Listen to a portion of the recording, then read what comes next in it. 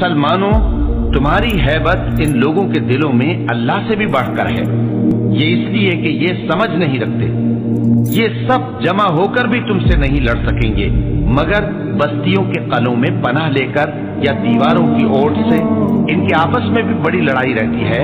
तुम ख्याल करते हो कि ये इकट्ठे हैं, हालांकि इनके दिल फटे हुए हैं। ये इसलिए कि ये बेअक्ल लोग हैं।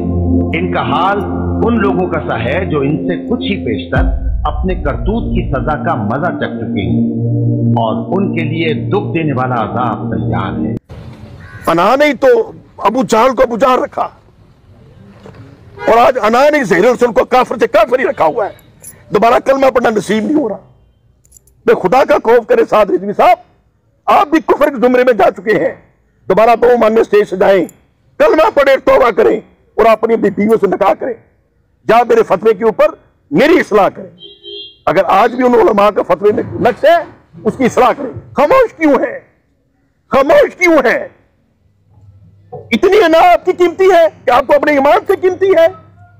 लाख लानत आपके ऊपर अगर आपको अपनी अना अजीज है और नबी रहमत सल्लल्लाहु अलैहि वसल्लम के फतवे आपको अजीज नहीं।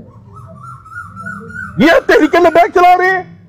तमाम उलमा अहले सुन्नत और तमाम नौजवानों को कहूंगा, तौबा इस्तगफार करें, इनसे दूर हो जाएं, अपने ईमान को बचाएं। ये बेअक्ल लोग हैं, बेसमझ लोग हैं, और मौजूदा क़यादत तहरीक लबैक की काफिर हो चुकी है। दोबारा कलमा पढ़े, दोबारा कलमा पढ़े। कोई शर्म हया नहीं है आपको? कोई शर्म हया नहीं है आपको? इतनी अना आपकी अजीज होगी है।